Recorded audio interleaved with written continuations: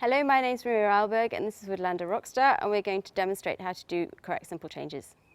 For the simple changes, it's also about the rider's position, knowing what leg aid to put on. You want to be sitting nicely in the saddle, nicely balanced, and you want to put your inside leg on the girth and your outside leg a little bit further back, and within the rhythm of the walk, picking up the canter with the aids in those places. So the simple changes come from a good collected canter and a good balanced canter, as in how straight the horse is as well as the outline. So what I'm going to demonstrate now is to show a little bit bringing the canter together from a 10-meter circle. The 10-meter circle is ideal because it makes the stride come together and you can concentrate on keeping the horse in front of you, and then doing a transition at the end of the circle. So once you've identified which side is a little bit weaker, you want to do more on that rein, but with breaks and intervals, so it's not too much at the same time. So riding the corners a little bit again in between.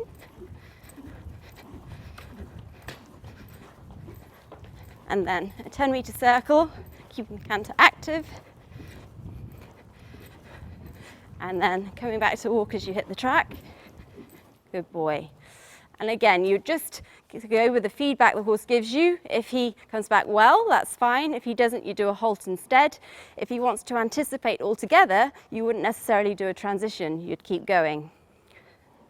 So once the horse has got to grips with the transitions back with the use of the track, you want to start feeling that you can play a little bit with the canter on a 20-meter circle, and then leaving the 10-meter circles out. So bring the canter back a little bit, activity. And a good thing to do as well is to sometimes count your strides, so you know how long, how big the stride is. Good.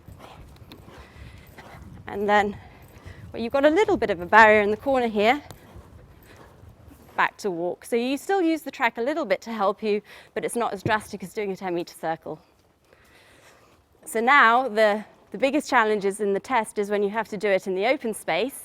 And once having built it up in that way, from a full 10-meter circle to just in the corner where you have a little bit of a barrier, the canter gets stronger and you feel you can play with the canter generally more easily. You then come onto the big open line in the open space.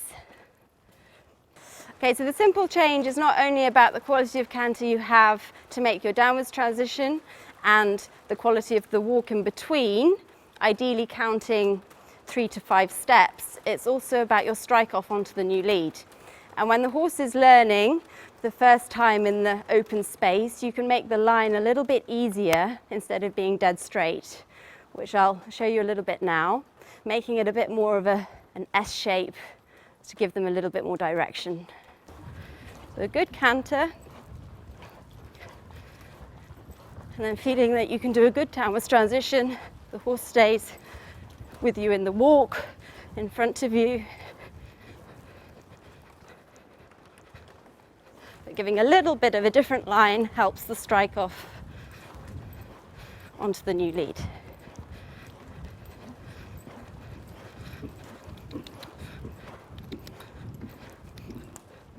Walking 3 to 5 steps, ideally.